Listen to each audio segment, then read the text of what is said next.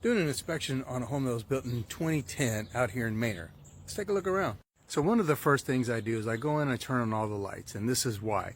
This one's sitting there going just flickering off and on, and so is this one by the front door. So I need to take a look at the electrical system a little bit closer when that time comes.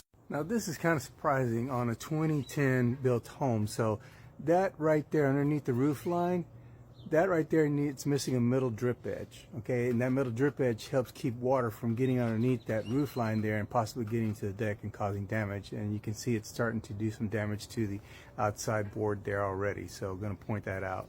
All right, looking around the foundation wall here, this crack right here tells me that the house has had some settlement movement. So I need to check inside and look at some other things to make sure there's any been foundation movement, and the measurements will help too.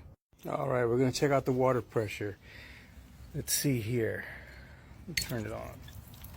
And we're about 40 to 45 psi. Now, typically you want to be in between 40 and 80. And 40 to 45 is fine. It's kind of low, but you can also increase that over at the pressure reducing valve. All right, now we're inside the home. You can see right here where they've done some repairs for the cracks on the ceiling there. As we come around into the living room, they tried to do some repairs, but I guess the taping and floating was done improperly, so it's starting to come loose there. You can see it takes off from there and it comes around all the way over here and along down this wall. Now, not only does the ceiling and floor reflect movement of the home, you can see right here where the grout has separated some here, and there's a crack going right there. And this happens to be the same side as those cracks in the foundation on the outside, so on this side and on the other side. All right, up in the attic we can see this is what we call stick framing, and what that means is that all these board members and everything were measured and cut here on site at the time of construction.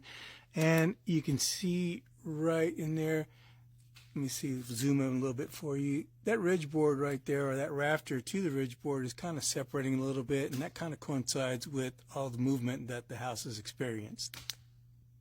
Now, I've already taken the foundation measurements, and the differential that we like to see is higher than normal, so I am going to recommend that the potential buyer get a foundation specialist come out and take a look at the foundation and evaluate it and give their recommendation on what it needs to be done to get the foundation back level again. Now, just because the foundation needs some repairs done to it doesn't necessarily mean that the home is bad. What it means is that now the buyer has all the information they need to go back to the seller and they can negotiate from there.